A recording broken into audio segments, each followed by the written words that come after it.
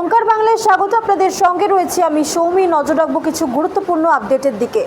Joka IIM হোস্টেলে ধর্ষণকাণ্ডের রেশ এখনো কাটেনি। এই আবহেই ফের আরেক শিক্ষাঙ্গনে শ্লীলতাহানির অভিযোগে তীব্র চাঞ্চল্য ছড়ালো দক্ষিণ 24 পরগনার সন্তোষপুর এলাকায়।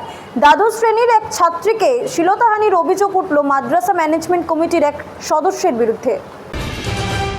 ভাঙড়ে তৃণমূল নেতা রাজ্জাক খাঁ খুনের ঘটনায় গ্রেফতার একজন। থানায় ডেকে দীর্ঘক্ষণ জিজ্ঞাসাবাদ করার পর তাকে গ্রেফতার করেছে পুলিশ।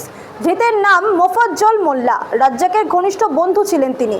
তবে খুনের নেপথ্যে রাজনৈতিক দ্বন্দ্ব কিনা ব্যক্তিগত আক্রোশ, তাই খতিয়ে দেখছে পুলিশ।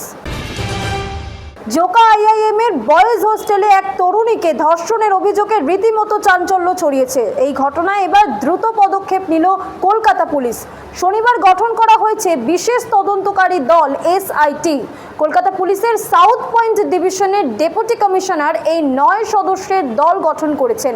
দলের নেতৃত্বে রয়েছেন এক অ্যাসিস্ট্যান্ট কমিশনার পদমর্যাদার আধিকারিক। এরকমই আরও অনেক নিউজ আপডেট পেতে চোখ রাখুন ওঙ্কার বাংলা ডিজিটালে।